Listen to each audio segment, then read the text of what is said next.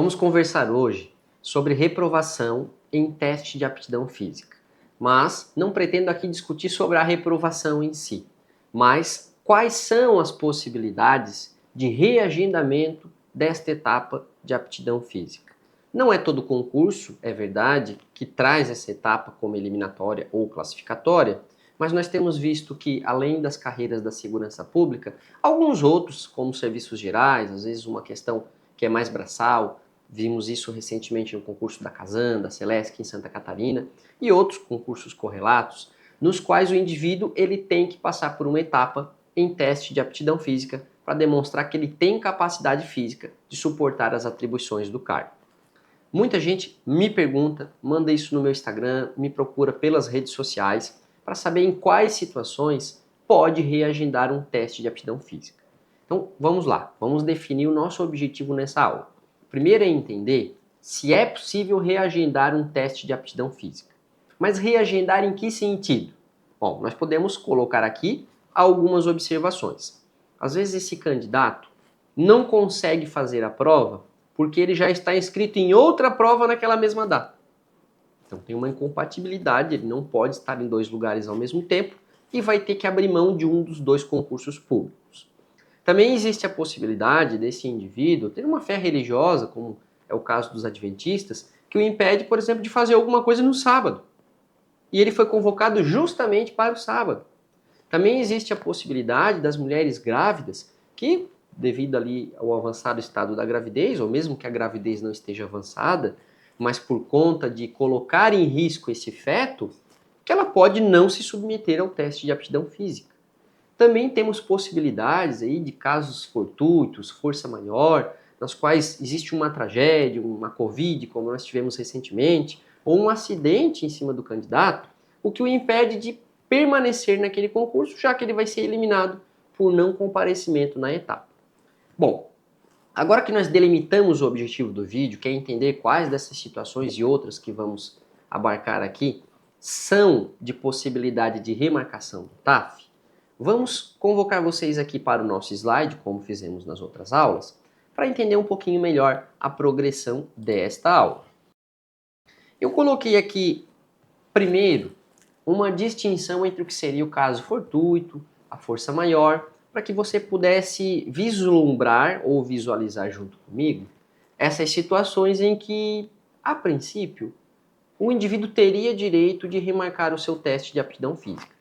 Aqui no slide, estou olhando junto com vocês, eu coloquei hipóteses para que nós pudéssemos discutir. Então eu trouxe aqui como exemplo de caso fortuito, e nem vou entrar na discussão aqui se caso fortuito e força maior tem ou não tem distinção, sabemos que isso é um pouco controverso na doutrina. Mas para efeito didático, eu trouxe aqui como um caso fortuito, o caso em que o indivíduo sofre um acidente. Então você acordou cedo, saiu de casa, já tinha passado na prova objetiva, sabia que estava dentro das vagas e no meio do caminho sofre um acidente.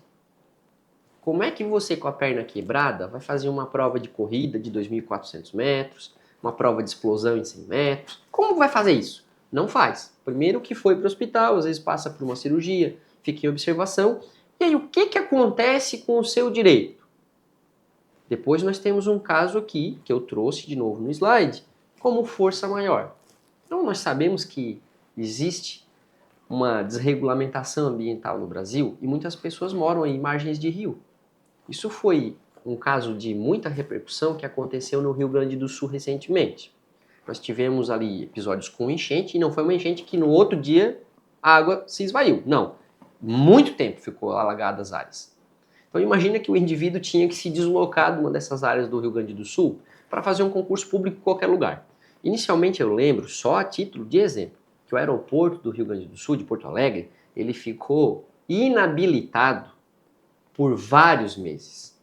Então imagine um indivíduo daquelas cidades ali que sofreram alagamento, que precisaria se deslocar para algum lugar muito longe do Rio Grande do Sul. Vamos botar lá no Pará. O camarada fez um concurso lá no Pará. E aí como é que ele vai se deslocar naquela situação em que ele não tem nem o que comer, não tem onde beber e não tem onde dormir? Essa seria enquadrada aqui, pelo menos, coloquei como uma situação de força maior. Embora ele devesse comparecer em determinado dia para fazer uma etapa de aptidão física em algum lugar, a situação da natureza o impediu. Esse seria um caso de força maior. Óbvio que existem outras situações. Para o objetivo aqui da nossa aula, eu estou trazendo essas duas. Mas aqui dentro de caso fortuito, nós poderíamos colocar como o falecimento de um cônjuge, de um filho. Então você está indo lá, olha, eu tenho a prova hoje depois do meio-dia e de manhã acontece uma tragédia, seu filho morreu. Então é razoável exigir que você vá fazer uma prova na parte da tarde sabendo que seu filho morreu na parte da manhã? Eu até questiono, né? Que tipo de pessoa faria a prova na parte da tarde sabendo que o filho morreu na prova na parte da manhã? Então, será que esse é o tipo de funcionário público que nós queremos selecionar? Uma pessoa, digamos, sem empatia, sem amor ao próprio filho? Ou se fosse um caso de uma gravidez de risco e o marido tivesse que levar a esposa ao hospital e não tivesse outra pessoa para fazer isso? Então existem sérios fatores a serem considerados dentro de caso fortuito, dentro de força maior. Aqui eu categorizei força maior como um evento da natureza. Dentro de caso fortuito eu coloquei ações humanas. Então a gente tem aí acidente de trânsito, que não pode significar apenas o caso de você lesionar ou quebrar algum membro, mas trânsito. Tem um engarrafamento, isso é muito comum, vocês sabem, em cidades grandes. Tem um acidente, há um engarrafamento, você saiu de casa com 3, 4 horas de antecedência e não consegue chegar no horário da prova, porque teve um engarrafamento. Bom, aí de quem é essa culpa? Vamos discutir um pouquinho mais, depois de vocês entenderem como é que funciona na visão, na ótica do Poder Judiciário. No próximo slide, eu trago para vocês decisões de caráter vinculante. Numa aula anterior, eu disse que em algum momento nós vamos discutir o que é essa questão das decisões vinculantes. A princípio, este momento não é hoje. Então, para que você tenha apenas uma leve noção, decisão vinculante é aquela tomada pelos tribunais superiores, nas quais eles dizem que os tribunais inferiores, de primeira e segunda instância, no caso, primeira instância não é o tribunal, né, é o juiz, mas que estes tribunais inferiores, que eles não podem contrariar a decisão. Então vamos dar um exemplo. Se eu disser para você que tem rabo, mia, tem 4 patas, é gato, quando o tribunal ou o juiz for verificar determinada situação, ele vai simplesmente ver a conformidade. Olha, o tribunal disse que se tiver essas 3 condições, se mia tem 4 patas, é um gato. Então eu vou verificar se é um gato ou não é um gato. Olha, latiu, então não é um gato. Percebe que eu estou discutindo apenas as situações levantadas pela decisão vinculante. Eu preciso ver se um caso se amolda ao outro. Então o juiz, ele deveria, e eu digo deveria porque não é bem assim na prática, mas ele deveria seguir a decisão da Corte Superior. Ele não pode colocar as emoções, a razão, o entendimento dele naquele caso. Ele tem que seguir uma diretriz. Vai ver a conformidade da decisão com o caso concreto e vai aplicar. Isso é uma decisão vinculante. Então, olhando aqui para a tela, no nosso slide, você vai perceber que eu coloquei aqui em ordem de progressão tema 335, tema 386 e o tema 973, todos do Supremo Tribunal Federal. O primeiro tema a tratar aqui é o 335, que de cara ele já quebra com toda a nossa expectativa em cima de caso fortuito e força maior que nós vimos no slide anterior. Porque o Supremo Tribunal Federal entendeu o seguinte: não existe direito de remarcação do TAF. Não foi, veio um alienígena e te sequestrou. Aconteceu o que aconteceu, o problema não é nosso. Não tem direito à remarcação. Esse é o tema 335. Só que, como eu tenho sido bastante crítico no primeiro e no segundo vídeo que vocês já devem ter assistido, nesse eu não posso ser diferente, eu tenho que manter a minha coerência. Nós temos muitos julgadores que não conseguem medir o alcance daquilo que eles julgam. Então, percebe aqui comigo. Não importa a situação, não tem direito à remarcação do teste de aptidão física. Foi isso que o Supremo Tribunal Federal decidiu no tema 335. Isso acabou pegando as mulheres grávidas. Porque imagina uma mulher com 8, 9 meses de gravidez, às vezes os concursos demoram muito tempo, são suspensos, e a pessoa acaba engravidando. Isso é normal numa vida, ou por planejamento, ou porque, digamos assim, aconteceu. E aí eu vou submeter uma mulher com barrigão a fazer barra, tração? aquela da isonomia que levanta e faz isso, eu vou obrigar ela a correr 2.400 metros, 2.100, 2.200, geralmente o TAF da mulher é um pouco menos. E era isso que estava acontecendo. Então essas mulheres estavam sendo excluídas do concurso porque não tinham condições, devido ao estado gravídico, de se submeterem ao TAF. Então quer dizer, decisões tomadas sem o devido cuidado, sem o devido debate e apenas por uma opinião. Este é o grande problema que nós vivemos no universo dos concursos públicos. Mesmo quando uma decisão ela é vinculante, me parece que os julgadores não sabem o que estão fazendo. E aí vai ficando um problema chamado bola de neve. Essa bola vai crescendo, vai crescendo, vai crescendo. Então, inicialmente, o Supremo Tribunal Federal, no tema 335, disse: não importa a situação, não tem direito a remarcar este TAF. Posteriormente, o Supremo se deparou, você está vendo aqui no slide, com o tema 386. Olha que doideira. Então, o mesmo Supremo que disse que não tinha exceções, que não poderia remarcar o TAF, se deparou com o caso de um adventista que disse: olha, mas eu tenho direito à liberdade religiosa e na minha religião no sábado eu não posso fazer nada. O sábado de descanso é sagrado. E a Constituição diz que tem que ser respeitada a minha crença religiosa. Então imagina o Supremo que acabou de dizer no tema 335 que não tinha hipótese, não poderia remarcar o teste de aptidão física em circunstância nenhuma. Esse mesmo Supremo, no tema 386, disse: pois é, mas no caso que a Constituição assegura o direito à crença religiosa, esse adventista aqui, ele tem direito, me parece que ele tem direito a remarcar esse TAF. O caso concreto não tratou de TAF, mas de remarcação de etapas, mas nela se inclui o TAF. Mas ele tem direito, foi o que decidiu o Supremo. Vamos supor que você é adventista ou de outra denominação religiosa que guarda o sábado, ou que guarde outra data, pode ser que alguém exista em uma religião que guarde o domingo, guarda a segunda, não sei. Se você tem uma crença religiosa que te impede de comparecer naquele dia para fazer um teste de aptidão física, o Supremo disse que há razoabilidade em se alterar o seu local de prova, sua data de prova. Então, no caso de um adventista, por exemplo, ele poderia ter o TAF dele reagendado para o domingo. Porque nós sabemos que geralmente essas provas de aptidão física, elas são remarcadas, são agendadas, me desculpe, em mais de uma data. Geralmente começa ali na sexta, sábado e no domingo. E as bancas costumam convocar os indivíduos por ordem alfabética. Então o indivíduo que foi convocado no sábado e é adventista, ele poderia argumentar, e com razão: olha, mas a prova vai ser feita no domingo também. Eu sou obrigado a ir contra a minha fé e fazer essa prova no sábado? Por que eu não posso fazer no domingo junto com o restante? Por isso o Supremo, no tema 386, abriu uma primeira exceção àquilo que não tinha exceção. E nisso nós já conseguimos ver a qualidade das nossas cortes superiores, que estão sempre fazendo coisa errada, para não dizer outras palavras. Posteriormente, este mesmo Supremo Tribunal Federal se deparou, aí sim, com o caso que comentamos agora há pouco, das mulheres grávidas. E ele teve que abrir uma segunda exceção em algo que não tinha exceção.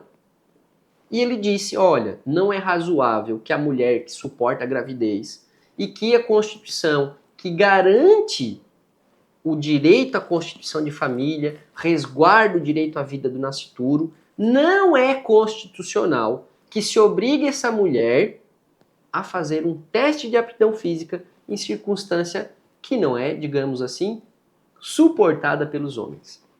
Então, à luz do princípio da isonomia, o Supremo Tribunal Federal entendeu que as mulheres não competem em igualdade com os homens, já que os homens não engravidam.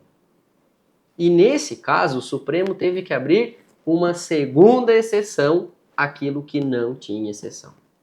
Bom, nós nos deparamos aqui com uma primeira análise no tema 335, na qual não haveriam exceções para a remarcação do teste de aptidão física. Independente de o candidato ter se lesionado, ter contraído uma doença, de ter morrido um familiar, ele não tem direito à remarcação do teste de aptidão física. Posteriormente, o Supremo viu que não tinha julgado da maneira correta, porque não deixou exceções. E aí teve que verificar um caso de crença religiosa, na qual, em razão da garantia constitucional que assegura a crença e o exercício desta fé religiosa, que os adventistas ou outras denominações religiosas teriam o direito a remarcar etapas de concurso público quando aquela data ou aquele evento coincidisse com algum, digamos assim, dogma dessa religião. Posteriormente, o Supremo concluiu que as mulheres grávidas têm direito à remarcação do teste de aptidão física independentemente de previsão no edital. Porque esta determinação vem da própria Constituição, que assegura a constituição de família e o direito à isonomia entre homem e mulher. Bem, nós já discutimos aqui que essas decisões são vinculantes, o que significa que aos juízes e aos tribunais é necessário discutir o caso concreto? Não. É necessário verificar se o caso do indivíduo se ajusta ou não a essas decisões em repercussão geral, que são vinculantes. Prosseguindo, eu trouxe aqui para vocês algumas decisões bastante recentes dos nossos tribunais, aqui eu estou citando Amazonas, São Paulo e Roraima, nos quais você vai verificar o entendimento do Poder Judiciário. Na primeira decisão aqui à esquerda, nós estamos vendo que no Tribunal do Amazonas, isso em 2024, se discutiu que, por força maior, não há direito à remarcação de teste de aptidão física. Então, imagina, nós tratamos aqui, doutrinariamente, força maior como um evento na natureza, sobre o qual o indivíduo não tem nenhuma gerência. O tribunal nos disse que, olha, aconteceu um dilúvio, veio a Arca de Noé 2, problema nenhum. Era tua obrigação comparecer no TAF. Não me traz justificativa. O Vesúvio entrou em erupção novamente e caiu lava por todo lugar? Não é justificativa válida para que tu deixasse de comparecer a um teste de aptidão física. Parece razoável esse tipo de decisão? Me parece que não. O Tribunal de Justiça de São Paulo, está aqui no meio abaixo, diz que um problema temporário de saúde não permite que o indivíduo remarque o teste de aptidão física. E apontou aqui decisão vinculante do tema 335, mesmo se aplicando para o caso do Tribunal de Justiça do Amazonas. Então veja, você é um indivíduo que tem epilepsia. No dia da aplicação de determinada etapa do concurso, você tem uma convulsão. É algo que você não controla. E você está concorrendo, de repente, até como um PCD, como uma pessoa portadora de necessidades ali especiais. Nem sei se esse é o termo correto, essas coisas estão mudando muito rápido. Mas você teve uma crise, não conseguiu comparecer à etapa de prova. O problema é seu. Para o Tribunal de Justiça de São Paulo, problema temporário de saúde não é justificativo. Eu coloquei essas decisões apenas para ilustrar. Tem decisão muito pior. Você vai verificar casos em que houve falecimento de parentes, casos nos quais a mulher de algum determinado candidato teve uma gravidez de risco que ele precisou levar ao hospital e ele foi considerado reprovado no concurso e na via judicial o direito dele foi tolhido, porque isso não era uma justificativa para que ele deixasse de comparecer à etapa do concurso público.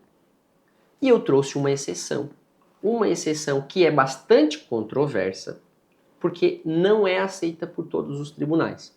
Neste caso à direita, você está vendo aqui que no Tribunal de Roraima, você foi até uma turma recursal. O tribunal disse o seguinte, olha, no caso da Covid-19, eu não posso aplicar o tema 335 do STF. Por quê? Porque a Covid tratou-se de uma pandemia.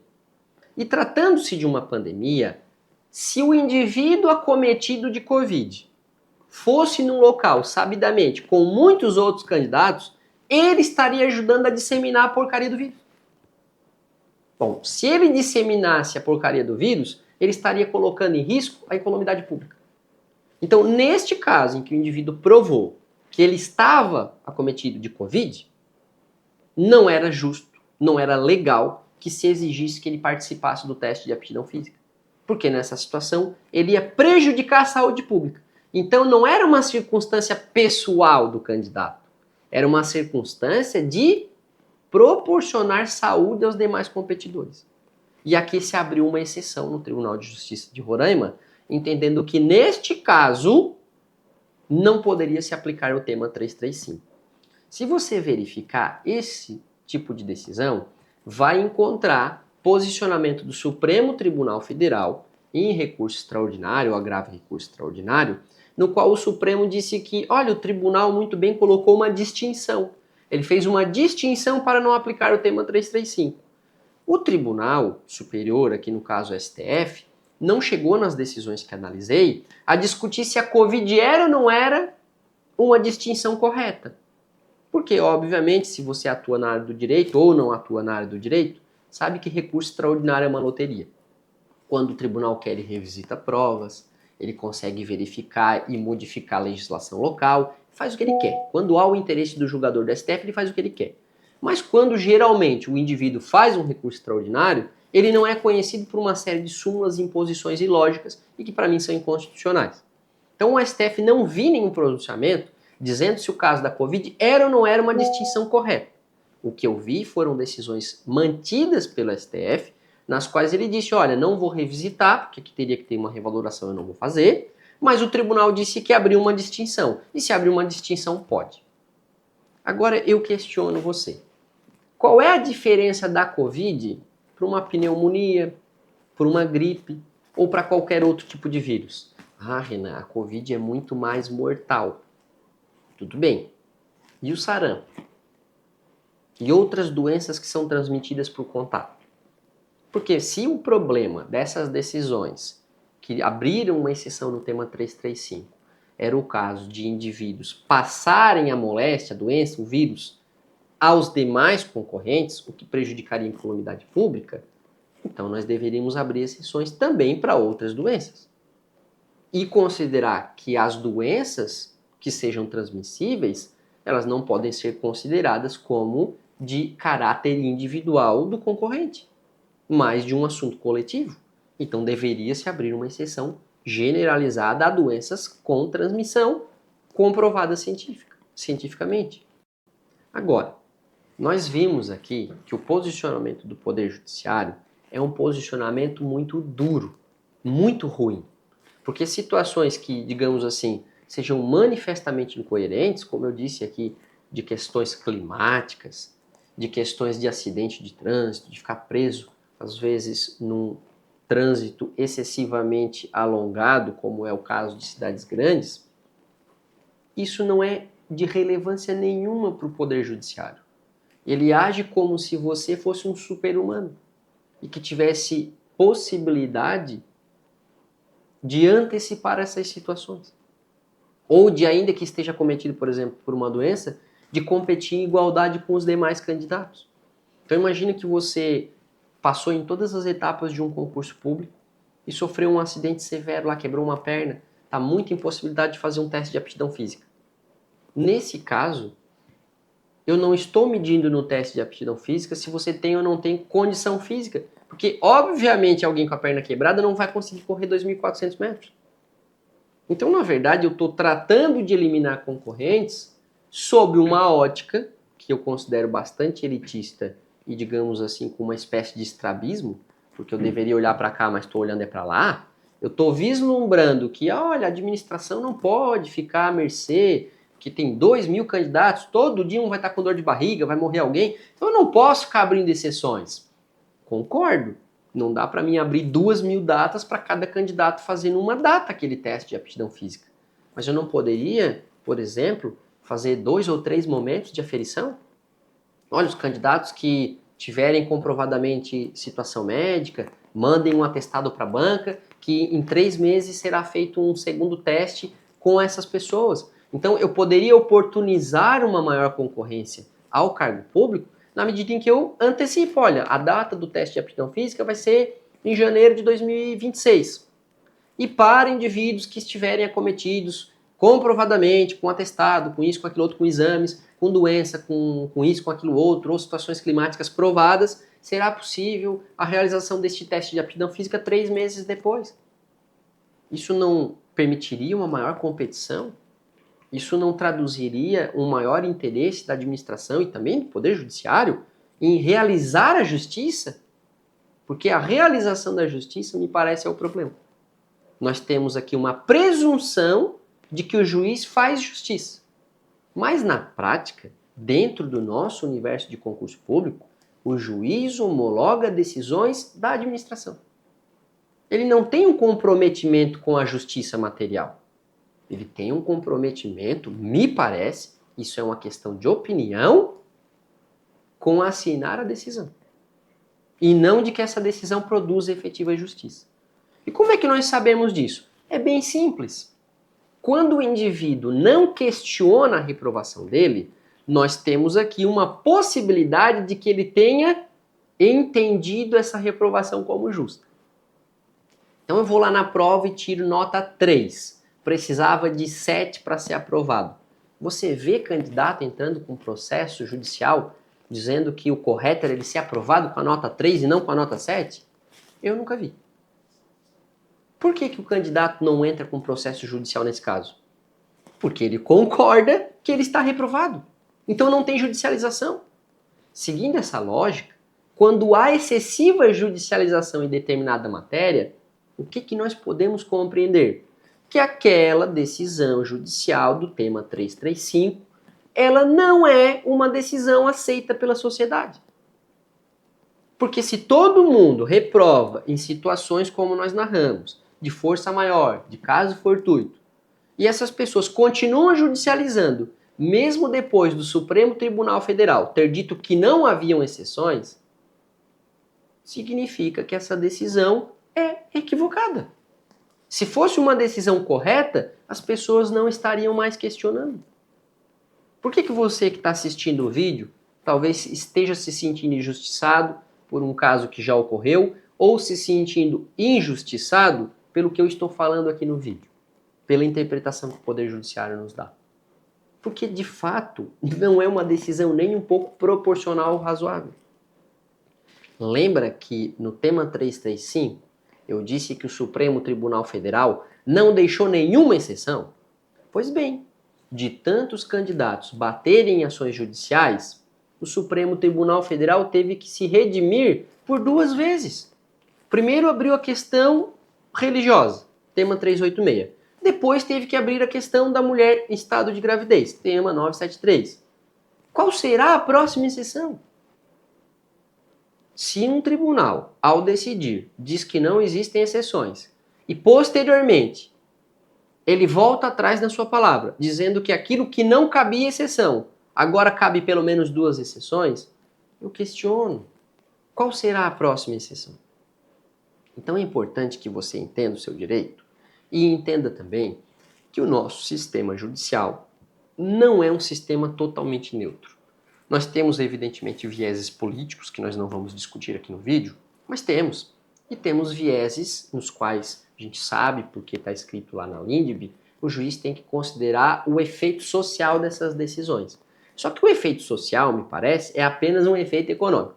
Então, quando o Poder Judiciário entende que determinada decisão vai trazer um ônus excessivo para o Estado, e isso nós estamos falando de dinheiro, aí eles modificam decisões. Então aquilo que era direito deixa de ser porque o aspecto do cumprimento daquele direito vai levar uma considerável parte do orçamento financeiro do Estado, da União, do município.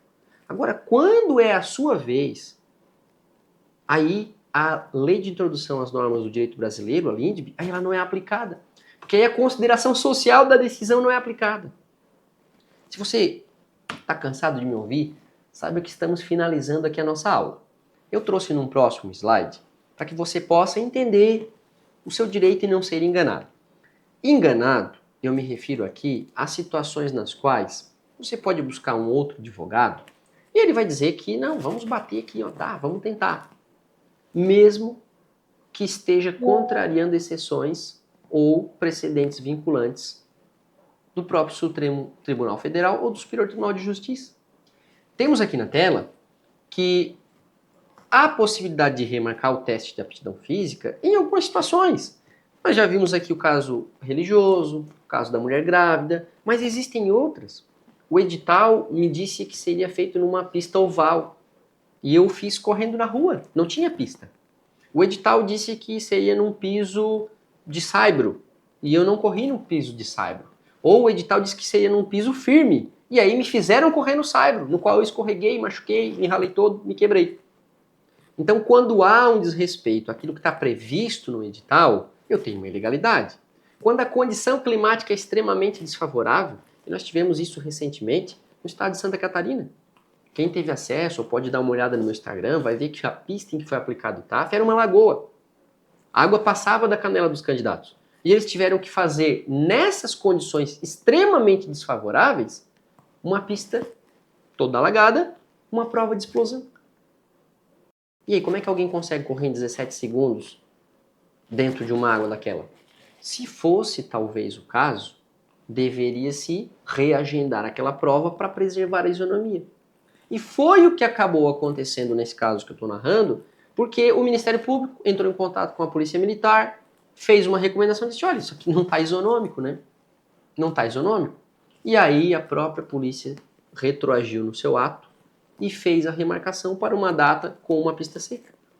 Então há e existem casos nos quais há ilegalidade. E nesses você pode questionar. Mas eu trouxe o cuidado aqui, no nosso slide, de falar que você tem que comunicar à banca e produzir prova. Então, no caso do candidato por força religiosa quer trocar um teste no sábado, tem que comunicar, tem que fazer prova. Não basta eu alegar que sou adventista, eu tenho que provar que sou adventista. Ou de outra denominação religiosa. Faça essa prova, comunique à banca, apesar de não ter previsão no edital. Faça a comunicação e produza a prova, porque você vai precisar na via judicial. Mesma coisa da mulher grávida. Olha, eu fui fazer o TAF, mas não comuniquei à banca que estava grávida. Bom, mas você tinha o direito de comunicar, não comunicou por quê? Então, faça a prova de que está grávida e faça o pedido de remarcação. Se a banca negar, você vai conseguir fazer isso depois na via judicial. E nas situações que nós narramos aqui, de caso fortuito, força maior, nós até temos encontrado, poucas é verdade, mas temos encontrado algumas decisões sensatas em que juízes não têm aplicado o tema 335 do Supremo Tribunal Federal. Têm aberto distinções para considerar que, olha, não é correto eu excluir o indivíduo que deixou de comparecer no TAF porque o filho dele morreu naquele dia. Até porque esse TAF pode ser aplicado em outro momento. O que nós temos que distinguir é aquele indivíduo, aquele candidato que não está preparado para o TAF e aí quer arranjar uma desculpa para fazer uma nova data, com aquele que evidentemente estava preparado, mas sofreu aqui um caso fortuito, uma força maior, que o impediu de comparecer naquela etapa. Por isso você que está me assistindo, tome bastante cuidado. Eu tenho visto muitas, mas muitas ações patrocinadas aqui por colegas que eu nem conheço, nas quais não temos nenhuma exceção ou nenhuma justificativa, digamos, válida para fazer o reagendamento de uma etapa. Então, estes processos que não têm prova, que não têm nenhuma condição de serem julgados procedentes, eles nos são desfavoráveis. Porque aí o judiciário vai ficando engessado, aquela matéria vai sendo reiteradamente discutida, e aí nós temos aquela velha máxima de que o juiz nem lê. Ele verifica na questão fática, o que é? A remarcação de prova de aptidão física, nega tema 335. E aí ninguém lê, aí é um processo no qual você gasta dinheiro, o advogado ganha dinheiro, a jurisprudência permanece ruim e vai prejudicando o direito de demais indivíduos que poderiam ter esse direito se tivessem contratado um profissional ético, correto, que o tivesse advertido, olha, nesse caso, não vamos judicializar. Que não tem nenhuma prova efetiva de que tu foi prejudicado. Tu não estava preparado? Essa é a verdade? Então, se tu não estava preparado, parte para a próxima. Agora, se não foi uma questão de preparação, mas foi uma questão que você considera injusta, aí nós temos que lembrar. Se nós não provocarmos o Poder Judiciário e não mostrarmos a nossa indignação, quando é que ele vai mudar? Lembre-se, ele já mudou 2 vezes aquilo que seria imutável. Abriu exceção para a fé religiosa, abriu exceção para as mulheres grávidas. Será que não está na hora de abrir uma exceção para caso fortuito e força maior? Diz aí para mim, escreve aqui embaixo, vamos discutir a respeito disso.